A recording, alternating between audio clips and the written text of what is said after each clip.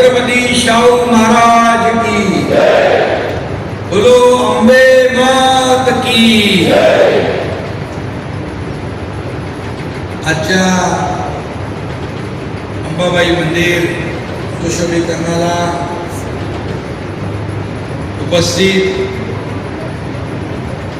देशाचे लोकप्रिय आणि कणखर गृहमंत्री अमित भाई शाह यांचं कोल्हापूर नगरीमध्ये मनापासून मी स्वागत करतो, मनापासून त्यांना धन्यवाद देतो।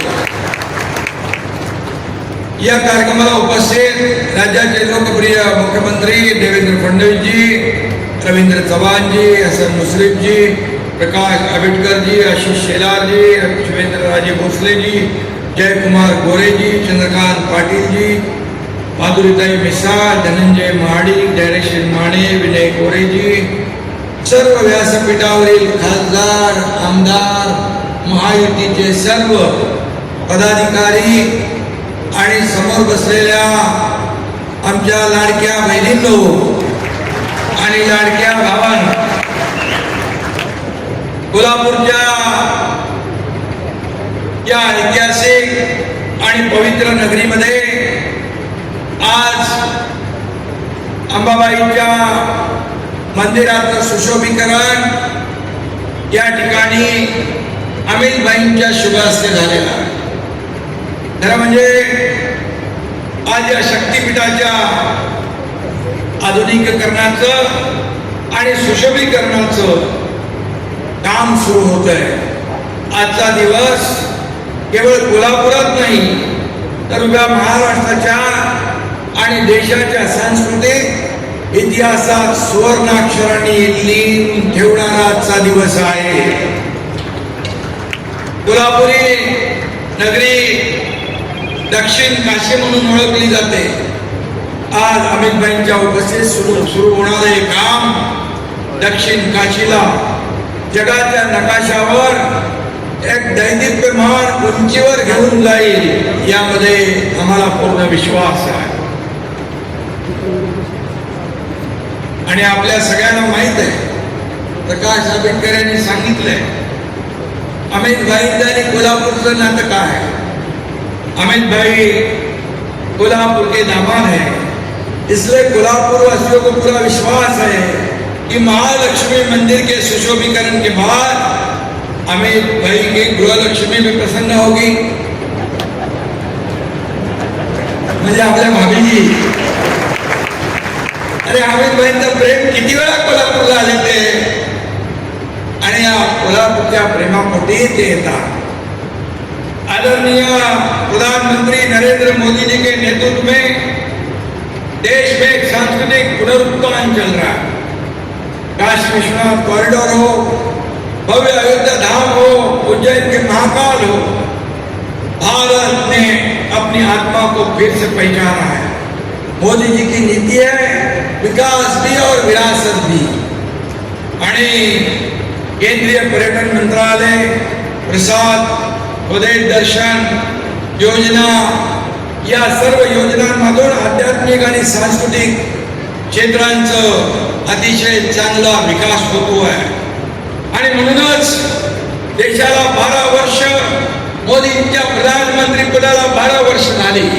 एक यशस्वी आणि लोकप्रिय प्रधानमंत्री म्हणून त्यांनी आपल्या देशाचा गौरव 7 समुद्रापलीकडे पोहोचवला आणि त्यामध्ये अमित भाई देखील त्यांच्या पाठीशी सावलीसारखे उभे राहिले।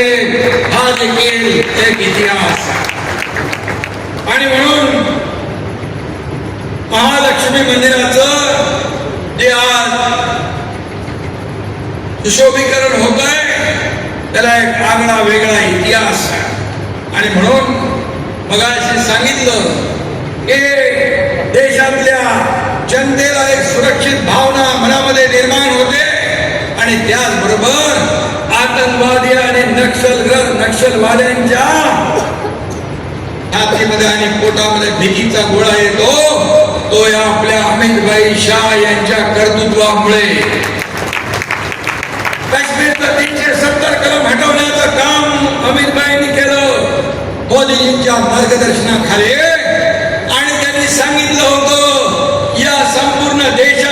नक्षलवाद 2026 पर्यंत पूर्ण त्याचा खात्मा केला जाईल. तो देखील अमित भाईंनी नक्षलवाद संपून टाकण्याचं काम या ठिकाणी केलेलं आहे. महाराष्ट्र, गडचिरोली आणि संपूर्ण देश नक्षल मुक्त करण्याचं काम अमित भाईंनी केलंय. आणि जे ते बोलतात ते करून दाखवतात ही त्यांची ख्याती आहे. एकदा शब्द दिला की शब्द म्हणजे पत्थर की लकीर आहे. आणि एखाद्याच्या मागे उभं राहण्याचा निश्चय केला त्याच्या पाठीशी पहाडासारखे उभं राहण्याचं कामही ते करतात. हा त्यांचा एक आगळा वेगळा स्वभाव आहे. आणि म्हणून त्यांनी गृहमंत्री म्हणून अतिशय उत्तम काम केलं. त्याचबरोबर सहकार मंत्री म्हणून देखील त्यांनी जे काम केलं, मोदीजींनी सहकार मंत्रालयाची जबाबदारी त्यांच्यावर दिल्यानंतर पूर्वी सहकार काही लोकांच्या, मुठभर लोकांच्या हातात होता, परंतु आज सहकार क्षेत्रामध्ये क्रांती घडवण्याचं काम त्यांनी केलंय. आज सहकार बिना नाईकता आणि हा सहकार शेवटच्या माणसापर्यंत पोहोचला पाहिजे यासाठी त्यांनी सहकार क्षेत्रात आमूलाग्र बदल घडवले, क्रांती घडवली. आज सर्वसामान्य माणसाला याचा फायदा झाला पाहिजे हे त्यांनी पाहिलं. मला आठवतंय आम्ही जेव्हा देवेंद्रजी, आम्ही आणि आमचे मंत्री जेव्हा अमित भाईकडे गेलो होतो की साखर कारखाने, शेतकरी अडचणी झाले, तेव्हा 10,000 कोटीचं इन्कम टॅक्स माफ करण्याचा क्रांतिकारी निर्णय अमित भाईंनी घेतला होता. आता देखील आम्ही गेलो होतो, त्यावेळेस देखील इथेनॉल असेल, जे जे बाय प्रोडक्ट असतील त्यांना सगळ्यांना न्याय देण्याचा निर्णय देखील त्यांनी घेतला. टॅक्सला मजबूत केलं, अगदी शेवटच्या घटकापर्यंत हा फायदा न्याय गेला पाहिजे यासाठी त्यांनी मोठं क्रांतिकारी पाऊल उचललेलं आहे. आणि म्हणून मी त्यांचं मनापासून अभिनंदन या ठिकाणी करतो. मनापासून त्यांना धन्यवाद देत असताना या ठिकाणी त्यांचा अभिमान देखील आम्हाला आहे की आज 1,500 कोटीचं हे आपलं अंबाबाई मंदिराचं सुशोभीकरणाचा टप्पा सुरू होतोय.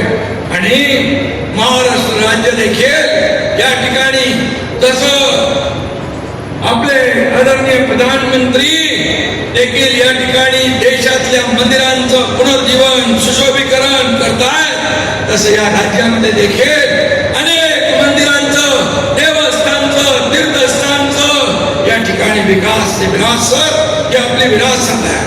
जसं अयोध्येचं राम मंदिर कुणालाही वाटलं नव्हतं अयोध्येचं राम मंदिर होईल, परंतु राम मंदिर देखील झालं, हा देखील इतिहास आहे. आणि म्हणून मी आपल्याला एवढं सांगतो की या संपूर्ण देशामध्ये जे आपली तीर्थक्षेत्र आहे त्याचा विकास होतोय. आपली संस्कृती, आपली परंपरा जोपासली जाते आहे. आपली संस्कृती परंपरा पुढे नेण्याचं काम होत आहे. तसंच मोदीजी आणि अमित भाईंच्या मार्गदर्शनाखाली या राज्यात देखील आपली तीर्थक्षेत्र, आपली प्राचीन मंदिरं, आपले गडकोट किल्ले त्यांचं पुनरुत्थान, त्यांचं सुशोभीकरण, त्यांचं संरक्षण, त्यांचं जतन करण्याचं काम महायुती सरकार या ठिकाणी करत आहे. आणि म्हणून मी अमित भाईंना पुन्हा एकदा मनापासून धन्यवाद देतो की आपण कोल्हापूरमध्ये आल्यानंतर एक वेगळं भावनिक नातं या ठिकाणी कोल्हापूरवासियांना पाहायला मिळतंय. आणि म्हणून मी आपल्याला अमित भाई आपको बहुत बहुत धन्यवाद देना चाहता हूँ. महाराष्ट्र में जब जब आप आते हो और ऐसे जो काम है उसका भूमि पूजन होता है, लोकार्पण होता है, इससे हमें ऊर्जा मिलती है, प्रेरणा मिलती है और हमें काम करने की ताकद मिलती है. आणि म्हणून मी आपल्याला धन्यवाद देतो. या ठिकाणी अमित भाई जाते जाते 2 पंक्तियां कहता हूँ. जनता की हर मांग आपने पूरी कर दी है, जनता की हर मांग आपने पूरी कर दी है, रुके हुए हर काम को रफ्तार दी है. आपकी बदौलत या विकास की पंचगंगा बहेगी, आपके बदौलत या विकास की पंचगंगा बहेगी. माँ अंबाबाई मंदिर का नवनिर्माण एक नई मिसाल बन जाएगी। धन्यवाद। जय हिंद, जय महाराष्ट्र।